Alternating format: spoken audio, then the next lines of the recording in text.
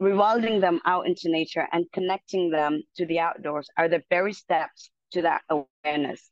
And as we are so fortunate in a fortunate position at camps to change so many lives and to impact behaviors, I truly feel and believe that camps are a great vehicle to transfer that awareness and experience into action. We help connect campers to themselves, to others, and to the planet. Next, please. I like to share these beautiful philosophies that inspire our learning experience at Green Camp. You might be familiar with the first one, permaculture ethics. In a simpler terms, permaculture can be seen as a way of designing and managing systems that mimics the patterns and processes found in nature. But I want to focus on the permaculture ethics because it provides a moral framework for making decisions and taking actions that align with the core values of permaculture. So the three main ethics of permaculture, number one is earth care. It involves working in harmony with nature, conserving resources, and minimizing harm to the environment.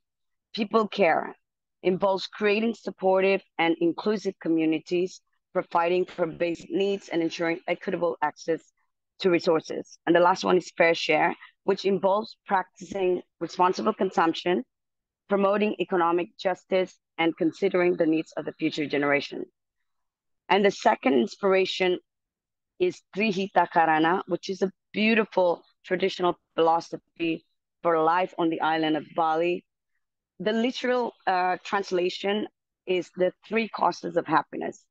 Number one is harmony with God, harmony among people, and the last one, harmony with nature and the environment. This philosophy actually guides the Balinese way of life, seeking harmony and balance in all aspects of their existence. Balinese society believes that happiness and well-being are achieved when these three relationships are in harmony and balance. We fell in love with these two philosophies. Green Camp expresses this through our three respects: respect for ourselves, respect for others, and respect for the environment. We try to bring this, our best, to bring these values into our learning programs and sustainable approach to living. Next slide, please. Through these values and philosophies, we created our 4 pillars of learning. Programs are designed to inspire campers to live sustainably through fun adventures inspired by nature. So as you can see, these 4 pillars of learning focus on sustainability, intercultural appreciation, personal and social development, and nature-based learning. The last slide. I would like to talk a little bit about more of, I'm sure all of our friends already know this, that camps play an important role in green education. Camp often offer environmental education classes to campers, teaching them about various aspects of the environment, such as the ecosystem, wildlife, conservation, and sustainability. As an example, we take campers to one of our local mangrove sanctuaries to work with the local communities, to build bamboo bridges, to provide more access to the local communities and to our campers to plant more mangroves and to help offset some of the carbon emissions from the program and their travel to Bali. These programs educates campers to the importance of mangroves and why we need to conserve them. We talk about how our daily actions can impact the environment, such as the clearing of mangroves for shrimp farming, or ocean pollution with its plastic and chemicals. Camps also provide opportunities for outdoor adventures, allowing our campers to engage with nature firsthand. At Green Camps, campers are challenged, for example, to hike a volcanic mountain in Batur. During the hike, we talk about the geology part, the formation of the volcano they are hiking. We discuss about the leave no trace philosophy and learn about the biodiversity of the mountains and its surroundings. Most importantly, how can we help in real life action to prevent deforestation? Camps can inspire green behaviors by educating campers about environmental issues and encouraging sustainable practices. Example how these practices at green camp. Composting toilets are always a talking point at the camp. Sitting over a pit and throwing sawdust onto their own poo leaves a lasting memory for most kids. By experiencing this, they also understand the importance of conserving water. Second one is plant-based meal. Consuming mostly plant-based meals get the campers thinking about how our food's consumption can impact the environment, measuring our food waste and challenging campers to waste less food every day. We talk about the why and the how we do it. Waste management, fight campers to do village and beach cleanup. We do a upcycle arts and crafts. We talk about responsible consumption and production and how that looks like in their everyday life. From seats to table, for example, fun gardening to processing and cooking their own meals, understanding how food can lessen our environmental impacts. Trekking through the rice paddies, learning about the rice cycles and learning about the challenges that the local farmers are facing, getting kids into the rice paddies and experience the processes of growing and producing rice, using natural resources in our camp operations and programs. Mud wrestling, this is one of the really popular programs, getting them into contact with the earth and organic materials. Some camp offers outreach education programs to a wider community. What we do at this green camp, we provide English classes and green education to the local schools in the village. We encourage local students to work as camp counselors or even our local international students. For example, one of our local student, Made, as one of our junior camp instructor, he's Balinese, a child of our green school community who have received scholarship at green school. Since he was 5, he now works at green camps during his holidays.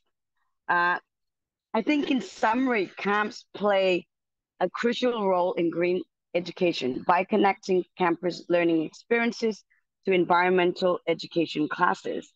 It can serve as nature-based therapy, providing outdoor adventures, animal care, promoting green behavior change, offering employment opportunities, and engaging in outdoor and community education programs. I think that's my eight minutes, or do I have a bit more time? You have a little bit more time. If you please take it. All right, great. Yeah. Okay, great. So these 2 tools that our favorite tools to share to campers and even our colleagues or our friends, we use sustainability compass. When you talk about sustainability, you can't just focus on one element of the compass, which is nature, right? Often we only focus on that. But sustainability compass actually talks about nature, economy, the well-being of the planet and the people and the society, right? So, and the other tool that we use as well, please go to the next slide, is a very useful tool that we can always integrate into our programmings because it provides such a broad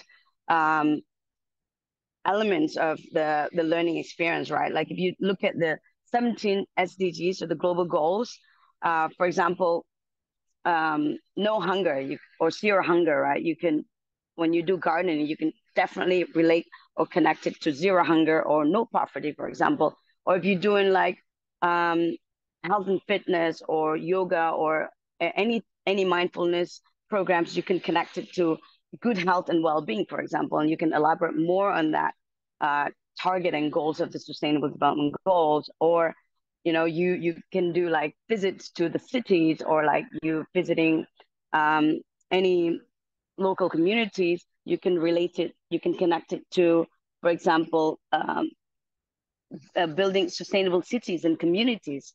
Like you have so many options that you can use. Take 1 or 2 of these goals and connect it into your programming or even into your camp operations. So yes, these tools are super useful for us and really, really awesome.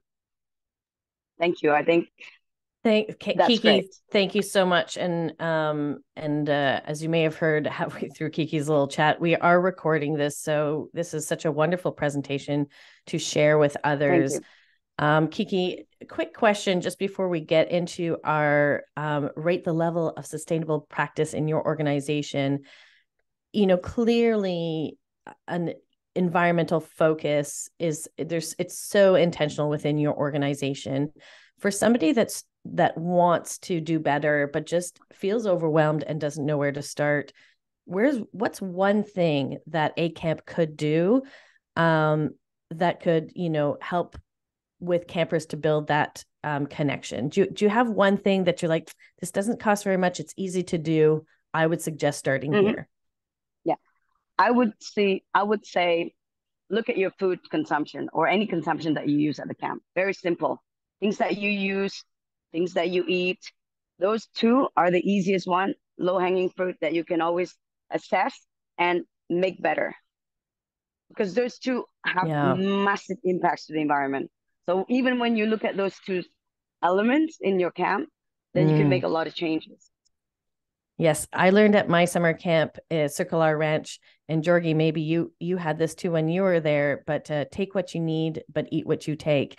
And it was there was no shame based in the program, but they really informed us where food came from, and they really Yes. recommended having multiple amounts of food so you could have a small amount, eat, have some more, Yes. have some more, and it was a Yeah. great practice. Thank you so much, Kiky. Really, really Thank you. appreciate, and so much information in a short period of time. So much appreciated. So rate your level of sustainability practice in your organization. And there is no judgment here. One is, I'd love to be doing something, but I just haven't had the chance. And 5 is, hey, I'm at level Kiky. We definitely are going to be changing the world. So here you have an opportunity to rate where you are at in your sustainability journey within your own organization. And like we said, there's no judgment. It's truly a gauge on the people that are here today, the work that needs to be done.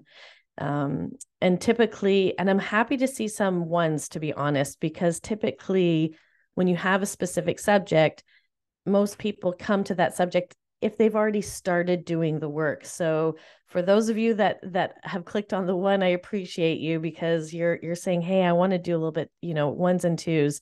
I'd like to do more. And I'm sure you'll be getting some great information here. So our polls are almost ready to be viewed. We have the polls launched. It's launched, and we have 5 more seconds. Okay. So does everybody get to see the poll, or am I the only lucky person? You are the lucky. You're one of the lucky people. I'm one of the lucky people. Now we're sharing so everybody can see the results. Perfect.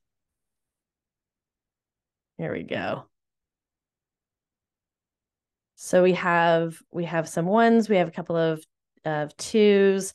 A lot of people land in the middle with the threes, and then we have a couple here that are 4s and 5s. So thanks to the 4s and 5s and the 1, 2s and 3s, we're here, we're learning about stuff. Most important thing is to not keep this information to yourself, but share it with people on your own team and people within other camps. We will be making an impact when we do those type of things.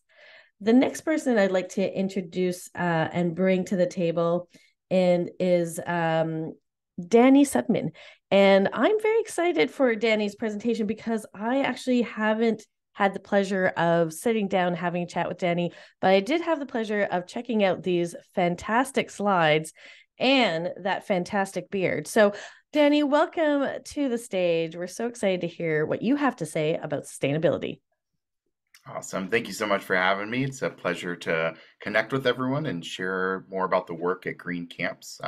So Green Camps is we're not a camp facility. We're more like a camp association, where I launched Green Camps about 10 years ago with the mission of supporting the camp industry as a whole and becoming a model of sustainability. I grew up going to summer camps and saw an opportunity for camps to model sustainability, but just a lot of disconnect, and felt like you know, there's an opportunity here, there's a need. So let me tell you a little bit about the background. If you go to the next slide, please. So what inspired me to launch Green Camp? So I did grow up as a camper, going to a YMCA camp in North Carolina, where I'm based out of. But pictured here is Catalina Island. And on Catalina Island, this is based off the coast of Los Angeles. This island kind of serves like a community, and we talk a lot about communities with camps, with sustainability, natural communities, human communities. And Catalina gave a really good perception of looking at how communities function based on the principles of sustainability. In the top right corner of this picture, I'm about to name drop here, but this is Jean-Michel Cousteau, Jacques Cousteau's son. The Cousteaus traveled around the world, saw the impact that we were having on natural communities. Long story short, they decided to launch a youth education program to inspire behavior change. And Catalina Island Camps hosted the Catalina Environmental Leadership Program, which was their pilot program for the education that they launched there, and really inspired me to bring together connections of how camp and sustainability can tie in. And I put this I Heart Camp in here because I think, you know, I look at camp with the lens of sustainability, but even without that lens, I'm a big advocate for the impact camp has on its own.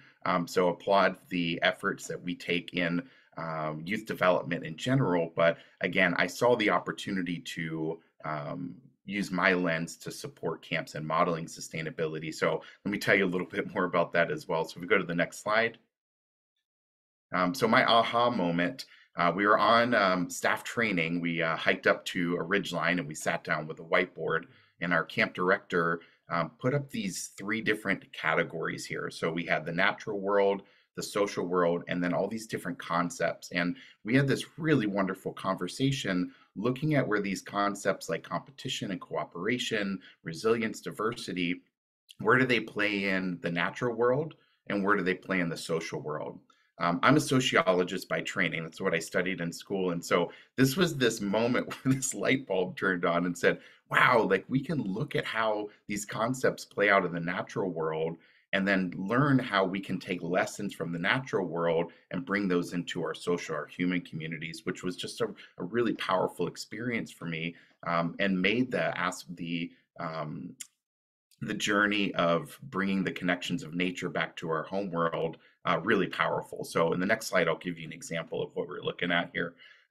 So this is the laurel sumac or taco tree. You find these all over Catalina and the Southern California, a Mediterranean climate plant, but the leaves of these trees, we call it the taco tree because they're kind of shaped like a taco. And so as the taco opens and closes, it can actually adjust the amount of sunlight that it's capturing. So a plant that's directly in the sunlight might want to close up a little bit more to cast shadows and conserve that energy, whereas a plant or the leaves on the very bottom might open up quite a bit more to be able to take in more light, more energy to do that. So that conservation of energy, these are observations that we can take in the natural world. And this is one of the beautiful things about camps is in a lot of cases, we are bringing youth into the natural world. And we have this really wonderful opportunity to really appreciate what the natural world brings. And that really, I think, is the first step in sustainability, is creating an appreciation for the natural environment. So the next step is how can we bring these connections back into camp? So if we go to the next slide. So looking at energy conservation, just one of many opportunities for modeling sustainability at camp versus the energy connection that we see in the natural world. So these are 2 40-gallon, I think that's 150-liter solar water heaters. So 300 liters of water are going through these systems here. The sun's light is captured through the concave shape of those reflective devices that heat the water up. Now, we're not heating the water up to what we need to shower necessarily, but if you think about how much energy it takes to heat water up just by 1 degree, it's a considerable amount of energy. And this created a really powerful education system. So we could bring campers back from the natural world talking about energy conservation, show them these solar water heaters, and have a wonderful conversation about how we can learn from the lessons of nature and implement those in camp. So next slide. So I think beyond actually doing the modeling of sustainability, the behavior change is a really big terminology we use. My background, I do a lot of team building, I do ropes course trainings, inspections, and buildings. So looking at the team aspect of approaching sustainability in terms of something that we already really do well at camp is that collaboration and problem solving. Thank you for dropping that link into the chat.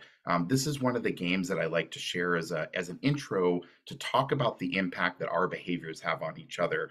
So it's called the equidistance game. So the short version, we stand in a circle, choose any two people in the circle, and you're going to place yourself equidistance between those two people. At the end of the activity, we can talk about the influences our actions, our behaviors have on each other. I love the storytelling that I had a friend who everywhere she went, she would pick up trash and never did it for any recognition or noteworthy, but that the act of what she did influenced others' behavior. It inspired me. I still think about it today. So thinking about the influence our behaviors can have on each other. The other resource that was shared in the chat is a link to an article that I wrote in ACA Camping Magazine for the staff training edition. It's a great resource just to send to your staff and allow them to think about ways that they can model behavior to influence the campers and other staff that they're working with. So just a little bit on green behavior change, but I really think this is a big part of what we're doing and a very usually no cost thing that we can do at camps to begin that sustainability, to change that mindset in our campers and staff. Next slide.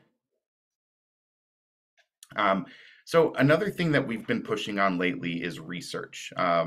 We live in a data-driven society, and I think data is going to help make us informed decisions. When it comes to sustainability, we want to make informed decisions. We don't want to just go plow a 40-acre garden and start planting things. That's not going to necessarily turn out right for everyone. So we've really invested a lot of our time and energy into research. This slide here comes from a research project that I partnered with the American Camp Association. I have a research partner at North Carolina State University. I have some partners at Clemson as well, to look at the barriers and motivators to camp sustainability. So I'm just briefly going to touch on this here, but if you visit our website, greencamps.org/research, there's a great webinar that we put on where our lead researcher goes through and explains more details of our findings. But from this, you can see where camps are at right now in their participation, but then also looking into the future. And there's a strong desire in all areas of sustainability. So we know the desire is there. And so really understanding what those hurdles are, what those barriers are, for us to be able to accomplish those. So I'll let you explore that research a little bit more. I'm happy to connect and share more about the findings of that. But I think overall, we see that there is a desire, and I think it's a really positive thing that camps want to do it. So how do we do that? How do we get there? So I'll get to those, how do we do it in a second. I want to tell you a little bit more about research. If you go to the next slide, really proud to share that the beginning of this year, the lead researcher from NC State published our research in the Journal of Outdoor Recreation, Education, and Leadership. So we've gotten a lot of great traction from that, partner with the Environmental Protection Agency as a result of them seeing that research. So the next slide shows that publication there. Again, I think research is going to be a really good way to bridge that gap and demonstrate credibility to the impact that camps can have as we continue collecting more data into our future research, which we'll bring those slides back up. I'm sure we're working on that right now. Our current research project that we're working on now is with GIS, Geographic Informational Systems. There's that research and our contributors to that. So super exciting to be published and have some really solid research into camp practices and sustainability. So check that out as well. Next slide, we'll talk about our current research. So I got another intern from Ohio State University who studies GIS, which is Geographical Information Systems, basically using maps and data to understand and highlight trends. I'm not a GIS expert, so when this research comes out, hopefully at the beginning of 2024, we can share that through our resources so you can better understand what GIS research is and how we can use it to make informed decision making. This slide and then the next one show kind of what the data collects. So looking at trends in temperatures, so previous temperatures, maybe flick back one more time and show the previous ones.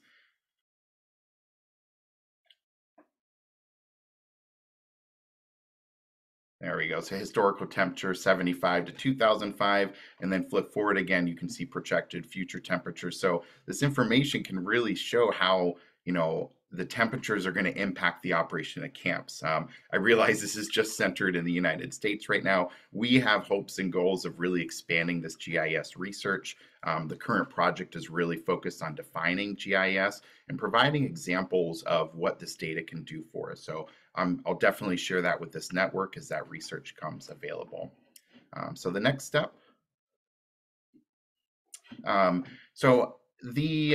So I see the question coming out. Green Camps we have some members in Canada, and we're very eager to expand internationally. And our resources that we've developed to overcome and really focus on the challenges and opportunities highlighted so far in this presentation are meant to be acceptable and accessible to any camp in the world. Language might be a challenge for some of the things. We do want to translate our resources.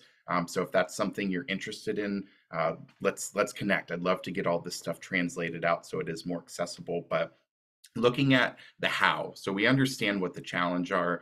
Our research has demonstrated what some of the barriers are. So we've taken that and looked to say, well, what do we do? And so if you were to visit the Green Camps website 5 years ago, I like to joke it was a black hole of resources like composting in bear country or laundry to landscape systems, which are all really valid and valuable, but you can search online to find those things. So what we've really focused on is how do we build a culture of sustainability within our organizations? How do we build buy-in? And we do that through teamwork and collaboration. So this is our response to helping any camp access the benefits of sustainability. We've developed the camp industry's first green certification program. This is all still very new. We're a grassroots organization, and so your feedback and questions and comments and concerns are going to help us grow the system. But we've already had a lot of great feedback from representatives of the U.S. Green Building Council and day camp professionals and residential camp professionals have commented on this process to help us refine it, but it will continue to grow as we go as well.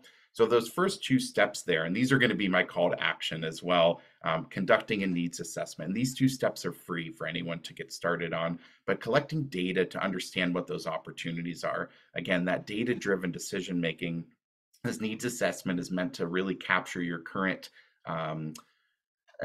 attitudes and behaviors around sustainability so that you get a good sense of where you're at and where those opportunities for growth are. The other benefit of going through and doing this needs assessment, this is going to be our next big research push. We want to take the data that's collected from this process and conduct research to more clearly understand where the camp industry is at a whole around those different practices. We'll then be able to leverage that information. You can probably imagine what one of the biggest barriers for sustainability or perceived barriers is that financial to be able to fund these approaches. So we hope that this research will allow us to go to funders and demonstrate where the specific needs are so we can get that funding out to you to help you implement all these wonderful examples of sustainability. That next step there is the green team. So bring people at your organization together, have a seat at the table, have a conversation, and discuss what sustainability means and looks like to you so that you can make informed decisions about that. So those are the two things that you can get started with. We threw the link in for the green team. There's a guide that we put together that will take you through the steps of inviting people. There's questions and information to get you started with that as well. So thank you so much again for the opportunity to share. I could speak for so much time. It's so hard to squeeze everything into a short amount of time, but I hope you got some good gems to take away from this. And I'd love to hear from you if you'd like to access our resources. But again, get started with that free green needs assessment, get that guide and form a green team. And that's a great way to get started on your journey. Thank you so much, Danny. I really, really appreciate that presentation. And like Kiky, I feel like we could have sat here for the entire day to hear the process. And I'm loving this. I'm loving the conduct and needs assessment to help guide what camps are what camps can do. Similar question to Kiky. You've pointed us into the direction of the website. I think it's such an amazing resource. Is there something that you have found that camps have been adapting from your program that are easy ways of just starting to introduce these types of call to action? Yeah, that's a great question. I think the green teams, like just agency, giving youth a voice in the process, because we're a bunch of adults in the room right now. And I think bringing youth voice into the process is going to be super important. It can be hard and overwhelming. I've had a lot of success stories of camps forming green teams of campers, and just overwhelmed by the response when they have their counselors in training. They invited them to sign up for a green team, and they get dozens of applications. I mean, these are kids that are filling applications out to be involved in this process. So I would start by forming your green team and getting a sense of thing from us, the adults in the room, to understand how can we bring youth voice into this process, because youth are already engaged in this. Youth are probably more educated in a lot of this stuff than we are as adults. So bring the youth voice in, give them agency, and let them be a part of that conversation. And I think, and I appreciate that angle. I think that with a lot of our young staff members and campers, as we all know, anxiety is quite high. And a lot of that has to do with a lack of control, a lack of seeing things deteriorate in front of your eyes, not knowing where to start, how to start, feeling alone with it. So bringing them in also addresses some of that anxiety and focuses that energy into something that is tangible. So thank you so much again, Danny. Really, really appreciate it. Everybody, please make sure that you're taking this information, and that, again, yes, you're utilizing it for yourself and sharing with other people within your own organization and other organizations. Thanks again, Danny. Thank you, Gabby. So we have a little reflection question. If we can go to our next slide. What areas of camp would you like to implement a new sustainable practice next season? Sometimes it's just easier to focus in a little bit on different areas of your camp that you would like to get started, or maybe you have started, but there's some areas you haven't addressed yet. So pick an area of camp to get started. That's right, Gwen. Thank you for that nice little clip there. And I'm not quite sure, do we have a poll, or are we writing in the chat? Write in the chat, or you can mark up the screen. Ooh, I love that, Kate. For those of us that like to mark up the screen or share in the chat.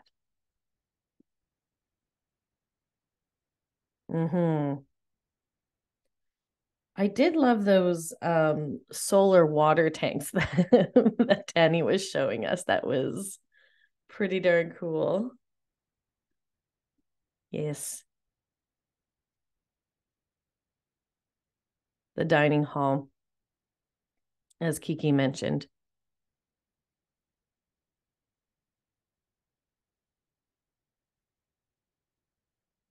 I like seeing this parent community involvement.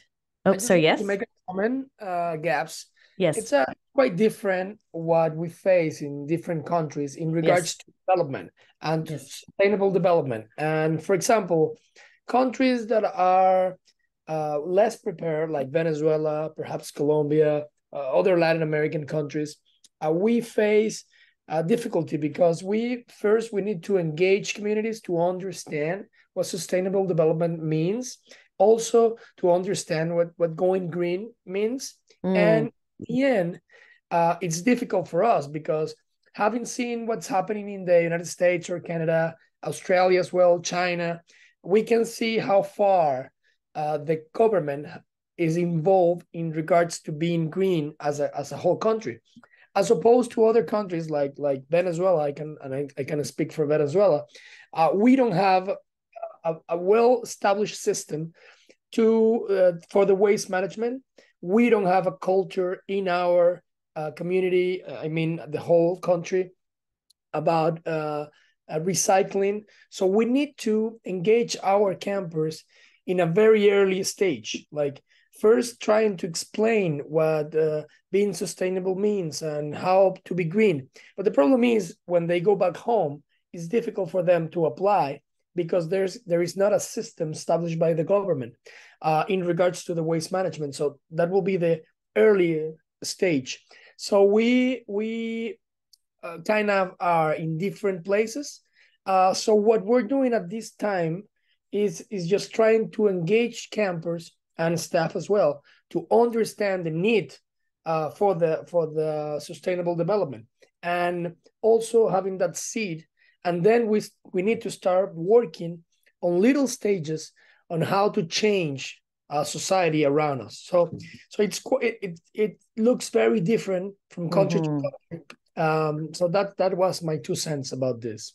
I really think it's very, very important, and that psychology and the environment is extremely important to understand that cultural reality. Kiky, you had your hand raised, and I just do want to say that we do have a little extra time, buffer time. So this is something that's quite important. So if we could have Kiky come to the stage, would really appreciate that. So I totally agree with you, Simon. I not only in Venezuela, in Indonesia, we're facing a very similar issue that it's not in our part of our culture, and even around our camp and the school community, there are still a lot of works to be done, working and collaborating with our local community, because it's hard to change a mindset and coming into a culture when, for example, a good example is the offerings that the Balinese put out, and for decades they're like putting foods wrapped in plastic because it's just convenient for them to do offerings, like 20 offerings a day, right? So it's like for them it's convenience, and it's hard for us to go in and say, well, no, you can't do that because plastic does not degrade. It's something very sensitive that we shouldn't do, right? But the way we sort of infiltrate that is, like I mentioned before, is providing the education for the local communities, because they can be our ambassadors when they go and experience green school or the camp, and they get to experience sustainability education. And very often I heard this myself and from friends that their kids saying, "Mom, or Dad, for a small example, bring your bags," or like, "Don't buy the mineral water anymore, let's just refill a water bottle." Small example, but like if thousands of Balinese kids say that to their parents, that means less waste on the island, for example, right? Or there's small gardening events that we invite the local kids to join us, and learn about how where your foods come from. This could really, they go home and say, "Oh, Mom, but we cook all tasty vegetables and we didn't even have meat and it was awesome."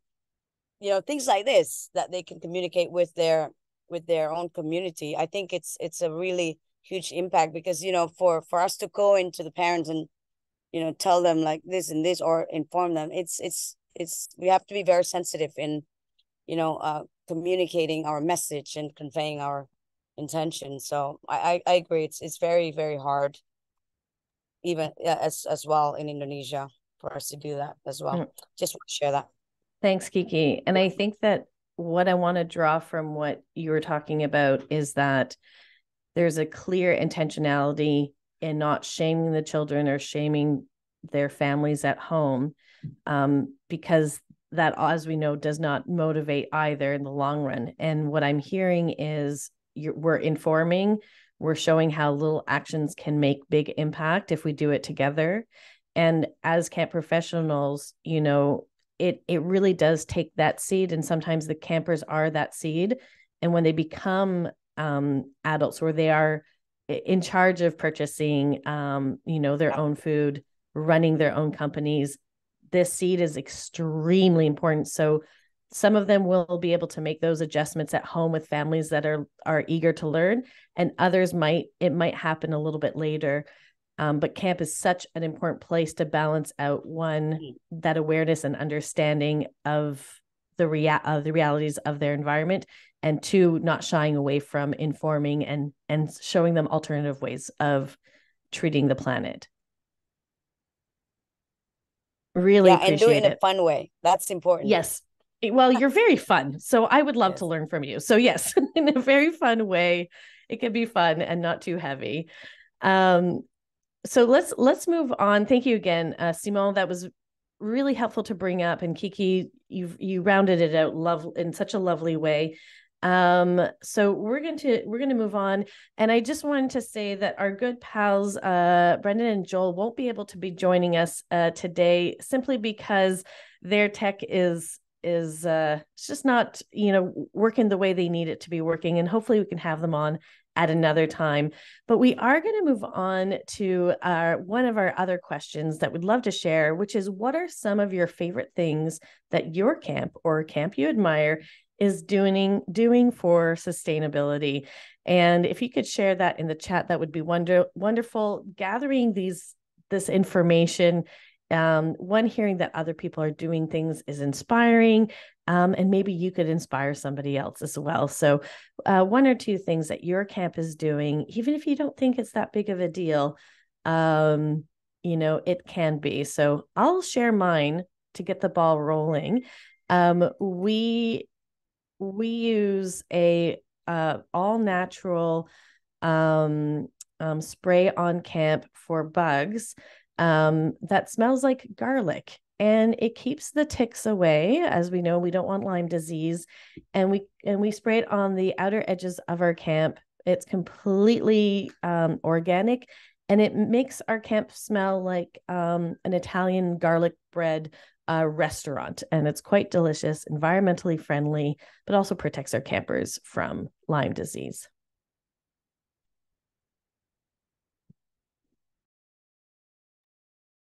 So who else would like to tell us what are your favorite things for sustainability at your camp? That will be amazing. What we're doing now, it's screaming danger, danger when someone puts something it doesn't go in a recycle bin. So the campers usually step up and check all the trash bins, but we have different bins. And when they see something that doesn't belong in one place, they scream danger, danger. So it's very fun because they're always conscious at the meal times. So it's very funny, especially with the younger campers.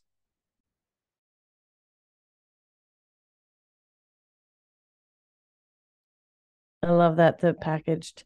Juan Mario had his hand up before. I don't know, Juan Mario, if you want to intervene, if you want to come back to stage. Yeah, hi. I'm so happy to be here to listen all this, what is happening around. I have to give myself credit when we started speaking about sustainability in the ICDC with a new chapter. I was so proud to see everyone speaking about this about 15 years ago. So I now need to share that I'm happy to have this conversation, this professional conversation around this. And one of the good practices that we have is that we have connected our providers to also have their own sustainability politics serving our camp. So note food and transportation and even the sites and everyone who's providing us any service, they need to have a sustainability politic too. So we have connected all the chain from the start to the end to make it all sustainable. So I think that's one of our best practices to impact.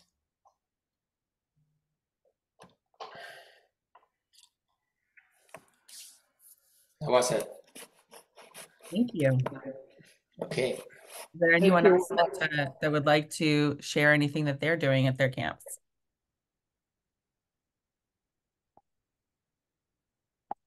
So we were reading the chat, and we have a lot of interesting stuff. And I read Oscar's from Mexico, and he's saying that raising the awareness of the lack of water, which is very important, especially for those countries in the intertropical line, because these countries like Indonesia, Colombia, Venezuela, Brazil, we have the largest reserve of natural water in the world, and we have to be very conscious with our campers, with our communities, on how to protect that water, especially with the mining that we have in some countries and destruction of the Amazon forest.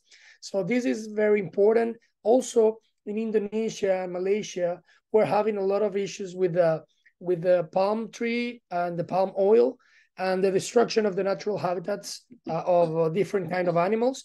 But this is impacting the bodies of water, of fresh water, I mean, around the world. So this is a major concern that we have for the future, for the near future, not for the far future. So this is part of the things we're reading on the chat. So we encourage you to keep reading. Antoine also shared that he has a garden, some chickens, an outdoor kitchen, and they teach kids on how to take the products from earth and to make a meal out of it. And the scraps, they can also give it back to the chickens and to other animals. I remember a practice from Kangaroo in Australia, which was fantastic, where the kids get to feed all the pigs and go around. Also, in a few camps in the United States, they usually bring campers to the farmers markets, and they get to share with the farmers and to discuss their practices. So city kids or urban campers get to share with the farmers what are their challenges, what are they doing, and all the impact that this is bringing into the world. So it's an amazing way to raise awareness and to exchange different points of views. So Gabs, back to you. Thank you so much. Thanks, everybody. Totally appreciate it. And what a great impromptu sharing piece. A lovely way to honor Joel and Brendan's hard work is us sharing what we do at camp and getting inspired by each other and putting those inspirations into action. Next, I would love to invite Daniel, but a version of him, a video recorded version of him talking about sustainability and the work that him and his team are going to be doing. He's not with us today because he is at a meeting with UNESCO, which I know Kate's going to be sharing in the link what that is right there. But basically, he's meeting with some important people to get some important things changed. So some really cool stuff that he's doing. And here's a video from Daniel. Hi everyone, I'm Daniel Kasnick, and today I'm going to be talking about sustainability in camps and really talking about the demand that currently exists with sustainability and how do we move towards a solution. So this is documents come out by UNESCO. They surveyed tens of thousands of youth around the world from so many different contexts and asking them, what's going on with sustainability? How are you learning about it? How do you want to learn about it? What's working, what's not working? What are your demands? And so the reports come out, the data's in, and here we are. These are the demands of the youth. And I thought number 5 really jumped out to me. And it's because we're still doing the same old. So if you look at the numbers there, the figures, majority of youth are still learning about sustainability through posters, graphs, and paintings. So 64% of their learning is coming through these kind of old, kind of tokenistic ways of engaging with sustainability that we know really isn't the answer. But when they asked, how do you want to learn? The overwhelming majority was actually saying, well, we want to learn in more exciting ways, more hands-on ways. And if you look here, I mean, field trips, I would say, is probably the closest to camp as well. Like that's 9%. Maybe collaboration with local community. I know there's camps out there doing that. That's 12%. Outside of classroom learning, that's 23%. So a very small portion of the learning is actually happening in the context that camp gets to offer. And I think it's our time as the camp industry to say, we know what we're doing. We're the experts in this. We can change these figures. You know, we can get more youth out of the classroom into real life situations, getting them connected first and foremost with the environment, but also with what sustainability actually can look like. I think camp, the uniqueness of camp is that out of context, out of routine life, and giving them a glimpse of what the world could look like. So here I am to talk about camper agency. And so when we talk about agency, we're talking about giving voice, choice, and ownership. And this is something I always bring this example up. Lego used to advertise itself as this creative, make something new, let your mind run wild, sky's the limit sort of activity. And what we see nowadays with Lego, and this is just an example, nothing against Lego, but it says a lot about society, is that we have these instruction booklets that if you follow, steps 1, 2, 3 through 20, whatever, you're going to get this model that looks exactly the same as every kid around the world. And this is kind of our safe place, right? This is saying we want it to look nice, we want it to look finished well, and we want it to have this kind of polished finish to it. And I really think that comes out of a fear we have as a society to let youth really take charge. We do a lot of this, we listen to the youth, but it's not truly allowing them to just create and to explore and to make mistakes. And so I think what we see here with Lego is very telling of what kind of society we live in today. So what can we move towards? So I'm actually here right now, and you can see behind me, there's probably some background noise, I apologize. I'm here at the COP28, so this is the United Nations Conference for Sustainability. I'm brushing shoulders with high-end delegates and ministers of education, but I'm here with my students. So these two girls that you see in the picture here, they're presenting their project that they did of a camp.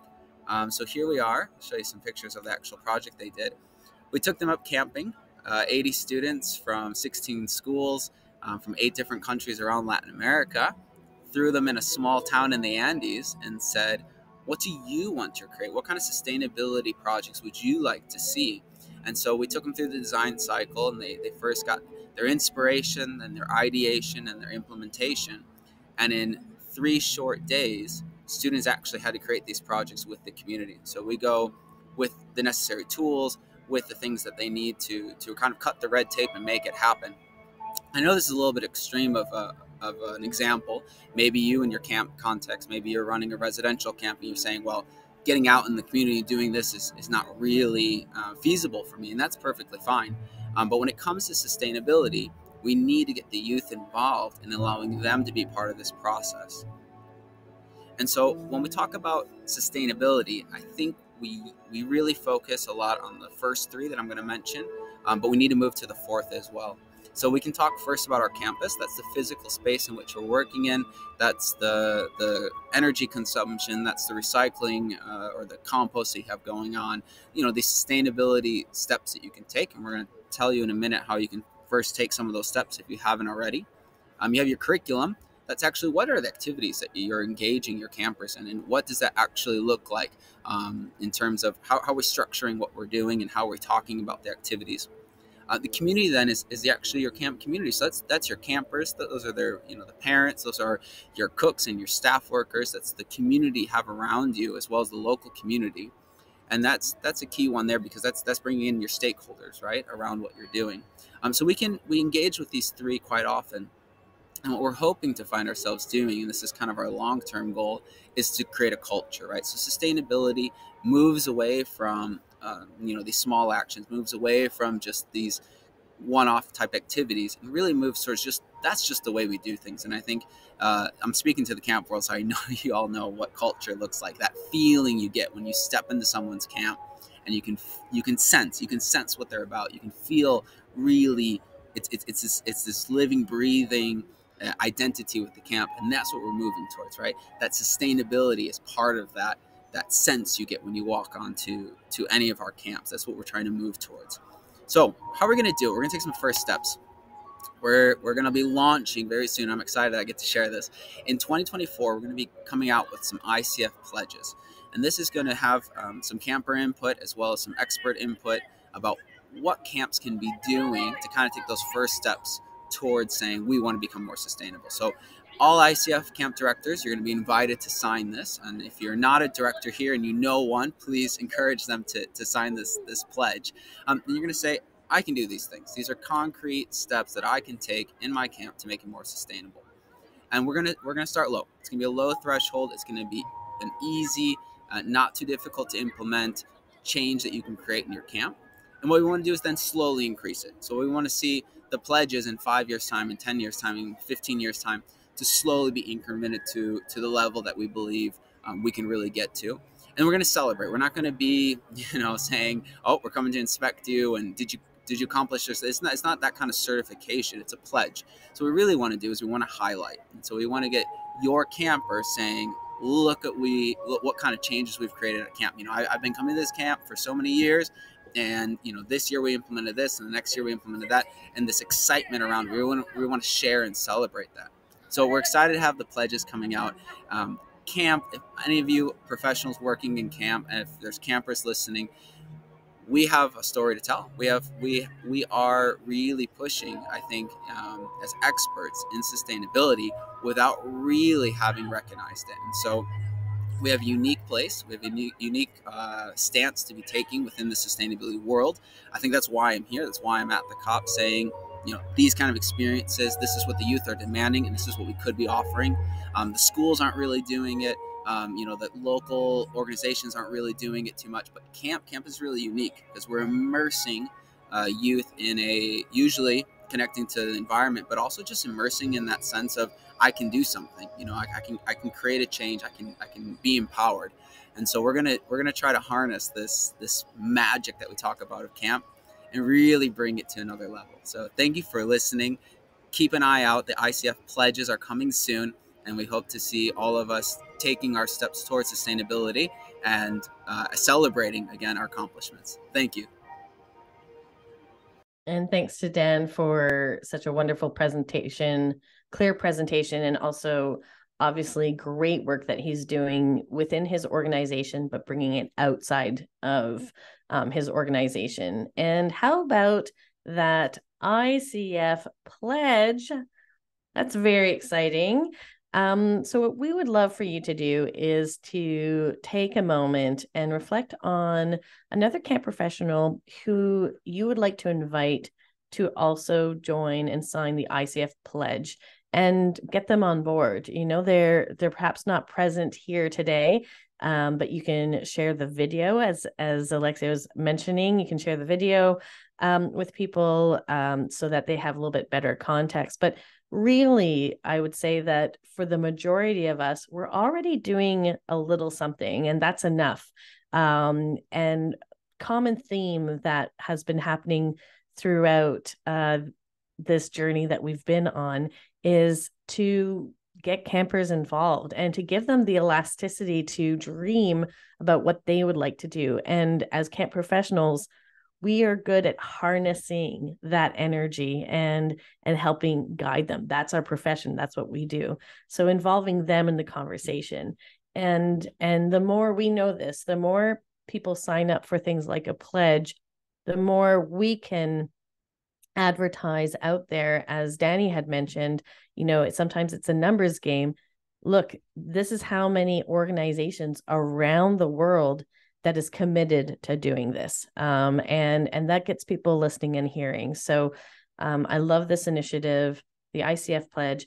Make sure to be following us on social media so that you know when that's coming out. And also write down somebody's name just so that you're committed to getting somebody else to participate. It's the only way we will get those numbers up. Ooh, what a journey. I am inspired and I feel proud to be part of this community. And I am actually going to be looking back at this video because I've taken some notes, but I need to take some more notes and check out those links. This is the moment where we're going to be shifting into our spotlight feature for today's episode. And today we're going to be checking out the Women in Camp Summit. I'd love to invite Kate to the stage to join me, as she is one of the leadership team members from the Women in Camp Summit and was with us in Chicago, chilly Chicago. Hello. Last week. My very fancy Women in Yes. Oh my gosh. Mine's right over there. But yes, our little sweaters, our little glasses. So Kate, when did you start with the Women in Camp Summit? When were you first, Yeah, so I actually had my first Women in Camp experience at the second WIX that ever happened, which was in 2019, just before the pandemic. Mm-hmm. And it was an absolutely transformative experience. And so almost right away, I was like, how can I get involved in this? So I've been both volunteering and doing a little bit of paid work for the ACA of Illinois on their social media team and graphics. So I've been helping Gabs, who's the original founder of Women in Camp, along with her buddies Ruby, Beth, and Colette, helping out with that. Yeah. Yes, and we're just so grateful for you to have joined the team along with Megan. It's been a joy, truthfully. So this year, the theme was Take Up Space Together.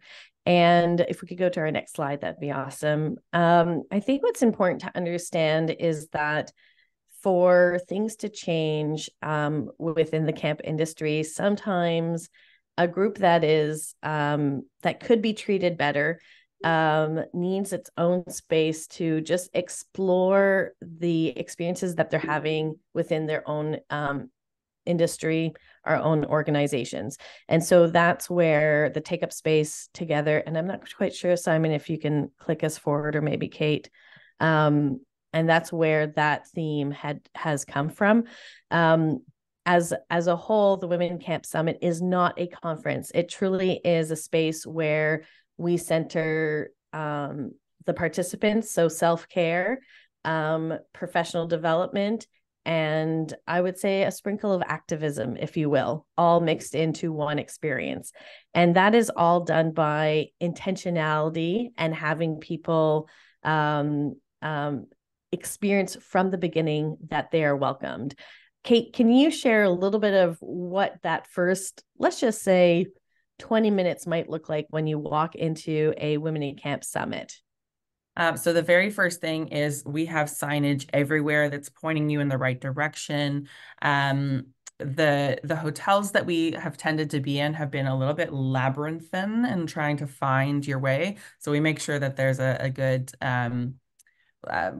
path that's very, very clear. And we have a couple of people who are going to be greeting you at the welcome desk, of course, and getting you your little swag bag that's full of really cool goodies and getting you your program and that kind of thing. But then there's a couple of people who are there to scoop you up after you've done the registration process for what do I do next? So I've done my registration, now what? And they'll scoop you over and they'll be like, hey, did you know we have a little puzzle area where you can start hanging out and doing puzzles with folks? We have a little buddy bench where you can make a new friend. We have a recharge station if you just need to take a step back and plug yourself in to the wall or plug yourself into yourself to get your head on straight and figure out what sessions you're going to go to. So that's the first thing you get. Yeah, everything is catered so that you feel like you're welcomed and you feel like you know what's next. And that is really important when you're trying to create a space for people to be vulnerable, to share their experiences, and to support one another. So a lot of energy is put into there. We do have a couple of quotes that I'd love to share with everybody from the experience. So we can go to the next slide. So some of the highlights, I'm just going to start at the bottom. The puzzle station. Who thinks of these things? That we had to get more puzzles because people were burning through the puzzle station. The sunflower, which was one of the activities that we created. So what will you try that's new growth for you? So sometimes trying something new can be difficult, even for camp professionals, acknowledging that. And then we created a sunflower out of it, and it was present in a lot of our rooms. We also had Gwen's Dare to Lead award, which was truly inspiring. Her speech was absolutely wonderful and inspiring in itself. And it was a very proud moment for all of us that were present at that time. And again, congratulations, Gwen. We're so proud of you and so grateful to be working with you in both ICF Academy and WICS. And then there's certain moments such as Shiro Talks, where people bring up certain issues and they facilitate those conversations at a round table. And we tackle up to 14, 15 different issues that camp professionals are dealing with. So the moment filters dissolved and everyone felt safe enough to share what was actually on their mind and in their hearts. So like I said, it's professional development, but there's also an element of activism and also, of course, self-care. so not everybody can attend the Women in Camp Summit. And so as Gwen has mentioned before, but the Women Camp Summit on the odd years, so like this year, 2023, we meet in person because we can all be odd together. And then on the even years, we host an online summit so we can have even more people come and attend. But we still want the work to happen, and we still think that gathering in person is very important.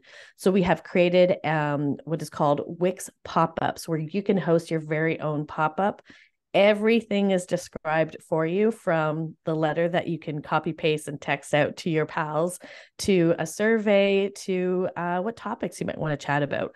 So it's all laid out as a program for you. And that means that anywhere in the world, especially why it's important that we want to bring it to ICF, anywhere in the world, if you want to host your very own Women in Camp Summit pop-up, you're able to do that. And we also support you through that process. So you'll be assigned somebody to help walk you through how to do such a thing. And we did it in Montreal, and had a wonderful time.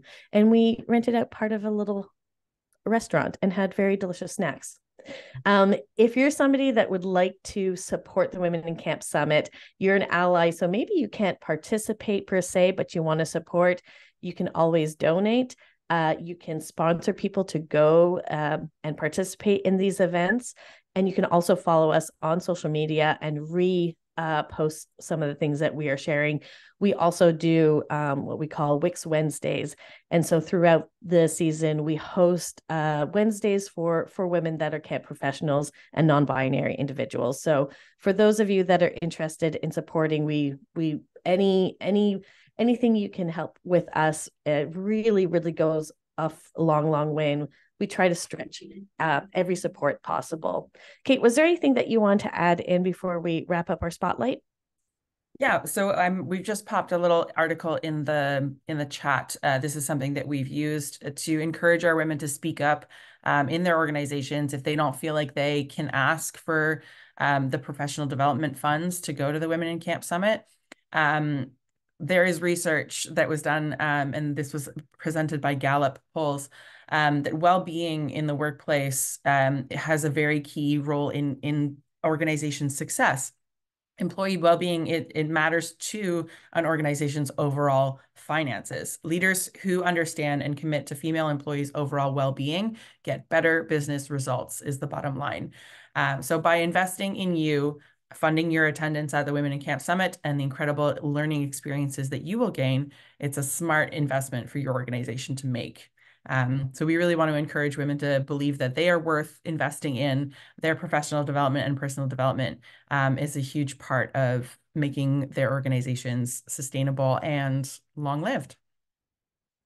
Well said, Kate. Really appreciate it. And thanks for ICF Academy team for providing us with a space to chat about something that's dear to both my heart and Kate's heart, which is creating a space for women and non-binary individuals to come together and, share some stuff and make a change. Well, we are near and dear to the almost end of our segment. I'm happy to see Gwen up on the stage with me. Gwen, tell us about feedback. We would love to get your feedback. We're looking for volunteers to help with bite-sized projects to bigger projects. We'd love to hear what questions were sparked for you as you listen today. We'd love to hear suggestions on future episodes for next year. We're looking forward to hearing from you. So please click on the link that is in the chat and send us your feedback. And thanks to Gabs for always being the hostess with the mostest here. It's amazing how she's able to take all of the conversation and tie it together. And then our great team, we've had a wonderful team working with us today. So thanks everybody for all of your hard work. Always appreciated. And thank you, Gwen. Hey, we love hearing from you, and we want you to chat amongst yourselves as well. So we have a couple of WhatsApp groups in English, Espanol, a Telegram group for Russian, and a WeChat group China. Yay, everybody. We can chit chat and share good information. So please join any of these chats. You can join multiple if you'd like. So you can, keep the good information flowing. So if you enjoy our content and want to help us create even more, please consider leaving us a small tip using a coffee. I'll get this is tea, but coffee mug out. Any little donation will go a very long way for ICF Academy. We are all volunteers here. We believe in getting good information to good people that are running camps. And this can help us with tech support. It can help us with developing some of the graphics. It can help with so many things. So if there's something that you can gift to us, we would really appreciate it. It'll just help us do our jobs a little bit better. So yeah, buy us a coffee. We'd love one. If you were like in the giving mood, get us coffee. It would be great. Lastly, not lastly, but second to lastly, Simon. Okay, thank you so much, Gaps. Well, we're the ICF is beginning a new process from one Congress to another, which is kind of our highlight. And between this Congress, we developed so many programs, activities, conferences, meetings like the Women in Camp. We have so many things to share. And also, Carolina was just sharing that her organization, she shared it on the chat, just obtained an environmental quality certificate, which is amazing. So we would love to know what's happening. What are you doing? What will be good for the international camping community? Danny is on the COP28 conference. There are camps working with UNICEF and UNESCO. So there are so many things happening, and we would love to know. So we will ask that you join your regional representative, people who can share this information in all ICF channels. We are working on changing a little bit of the structure of ICF. So be patient, please, because we're working on this. But it would be amazing to know what is happening. We still have the ambassadors on position, that this is going to shift in the near future. So please keep in touch with your national association, keep in touch with leaders on your region, where we can have so many information. We can share these kind of programs. And also, as Gaps and Kate were saying before, you can host a Women in Camp program or pop-up, or you can also be part of an organizing committee of a regional meeting. There are camps from different countries visiting other camps. Next on early February, there is going to be the Mexican Camp Association conference, the Ontario Camp Association, the American Camp Association meeting, the national conference. We have the Tri-State. We're going to have Venezuelan Camp Association in May, the national workshop. So we will love that everybody joins together. Let's work on a local level, on a regional level, on a world stage level, which is what ICF does. So we're happy to get all the information you can. We also have the newsletter. Alexi is always working on that. And well, we have Gwen Powell, who's now part of the ICF board, and she is working on the research area very thoroughly. So we are going to be more informed of what's happening, what are the expected results from our programs. So please join ICF, not only paying your membership, which is very important, but also join us in the information sharing and being here on ICF Academy as part of the presenters. So we still have 2 more episodes on this season 4. So thank you so much, ICF Academy, for giving us the time and space to share about ICF, and we will switch back to Gaps. Thanks so much, Simon. ICF's doing so much great work. And I would love to invite my good pal, Georgie, to the stage to share a couple of words about our good pal, Chuck, who was an instructor of mine and Simon in ICDC in Mexico. And we've asked Georgie to come and join us to share some rememberings of Chuck. Thank you, Georgie. Thank you, Gabs. Congratulations to everybody involved with today's episode. It was wonderful. A little over a month ago, we lost Chuck Ackenbom. And not everybody on this program will remember Chuck, but we should. And it's important, I think, for us to take a moment to reflect on his legacy. in addition to doing all of the great things he did at Camp Friendship, a camp based in peace, preserving peace and international understanding, Chuck was very involved with ICF. So picture this. Chuck co-chaired the Second International Camping Congress in 1987 in Washington, D.C. And out of that Congress came the ICF itself, because a group met and said, we must stay together. The ICF, the first ICF logo, the butterfly of our fragile world, that has morphed into another butterfly on our logo now. And also a commitment from the ACA, the American Camp Association, to assist in that initial formation of the ICF. So very much at ground level.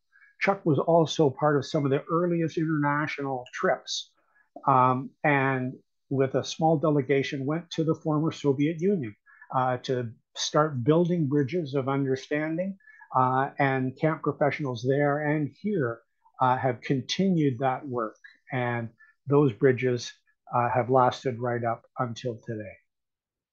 And Chuck was a member of the ICF Advisory Board. He was a treasurer. He was the ICF representative to the United States, to the ACA, and he even hosted the ICF steering committee at Camp Friendship in Palmyra.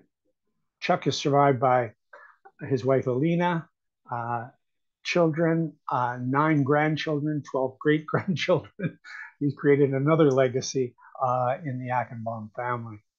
But we share in their sadness, and we'll continue to remember Chuck as part of that rich tapestry of ICF in its founding years. We are where we are today, standing on the shoulders, sounds like a human tower, standing on the shoulders of great thinkers and inspiring people, and Chuck was one of them. Thank you, Georgie. And yes, we are standing on the shoulders of those individuals, and we are here today because of them. And Chuck has, you might not have known how much Chuck has impacted you, but even just what Georgie was saying with the original butterfly had the world drawn into its wings, and it was our fragile world. And it's very apropos with the subject that we have today in sustainability, that legacy is still moving forward with full energy. So our love to Chuck's family and his camp family. And we appreciate the time that he gave to us. That is it, our friends. Thank you again for joining us here at ICF Academy, and taking the time. We know your time is valuable, and we appreciate when you watch us on YouTube, but we also very much appreciate when you come and join us in person. Thank you so much. Take care and enjoy the rest of your week.